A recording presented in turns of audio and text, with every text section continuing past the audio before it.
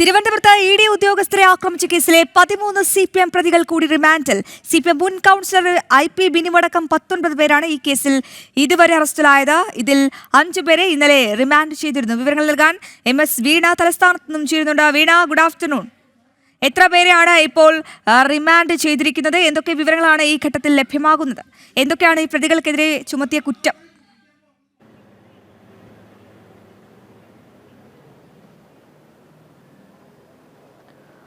അശ്വതി, കഴിഞ്ഞ ദിവസം അതായത് 2 ദിവസത്തിന് മുമ്പ് ED റെയ്ഡ് നടന്നിരുന്നു. അതായത് മുൻ മുഖ്യമന്ത്രിയും നിലവിലെ പ്രതിപക്ഷ നേതാവുമായ പിണറായി വിജയന്റെ മകൾ ഉൾപ്പെട്ട കേസിലാണ്, മാസപ്പടി കേസിലാണ് ED ഉദ്യോഗസ്ഥർ റെയ്ഡ് നടത്തിയത്. മണിക്കൂറുകളോളം നിന്ന റെയ്ഡിൽ CPM പ്രവർത്തകർ സംഘടിച്ചെത്തുകയും പിണറായിയുടെ വീടിന് മുന്നിൽ സംഘം ചേർന്ന് പ്രതിഷേധിക്കുകയും വലിയ തരത്തിൽ ഈ റെയ്ഡ് കഴിഞ്ഞ് മടങ്ങിയ ഉദ്യോഗസ്ഥർക്ക് നേരെ ആക്രമിക്കുന്ന തരത്തിൽ പ്രവർത്തിക്കുകയും ചെയ്തു. അവരുടെ വാഹനങ്ങൾ അടിച്ചു തീർത്തു. കല്ലും കമ്പുമൊക്കെ ഉദ്യോഗസ്ഥർക്ക് നേരെ, അതായത് RRF സംഘത്തിന് നേരെയും CRPF ഉദ്യോഗസ്ഥർക്ക് നേരെയും ഒക്കെ എറിയുന്ന ഒരു സംഭവം ഉണ്ടായി. ഈ കേസുമായി ബന്ധപ്പെട്ട് പോലീസ് കേസെടുത്തിരുന്നു. അതിലാണ് ഇപ്പോൾ 13 പേരെ റിമാൻഡ് ചെയ്തിരിക്കുന്നത്. മുഴുവൻ കണക്കുകൾ പരിശോധിക്കുകയാണെങ്കിൽ 19 പേർ ഇതുവരെ പിടിയിലായിട്ടുണ്ട് കേസിൽ. അതിൽ കഴിഞ്ഞ ദിവസം 5 പേരെ റിമാൻഡ് ചെയ്തിരുന്നു. ആദ്യം അറസ്റ്റിലായ 5 പേരെയാണ് റിമാൻഡ് ചെയ്തത്.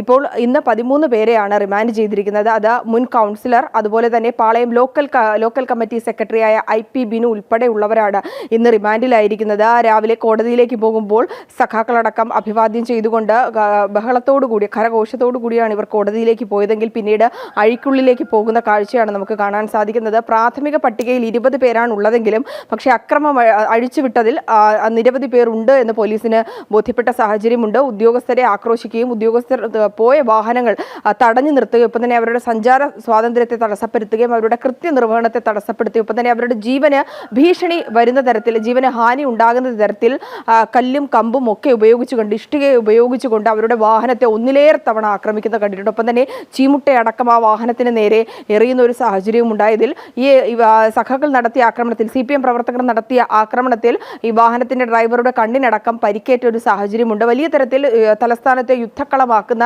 തരത്തിലേക്ക്, സംഘർഷാവസ്ഥ, അതിഭീകരമായ അവസ്ഥയിലേക്ക്, ഭയാനകരമായ സാഹചര്യങ്ങളിലേക്ക് CPM പ്രവർത്തകർ അക്രമം അഴിച്ചുവിട്ട കാഴ്ചയാണ് കണ്ടത്. അതിലാണ് ഇപ്പോൾ നടപടി ഉണ്ടായിരിക്കുന്നത്.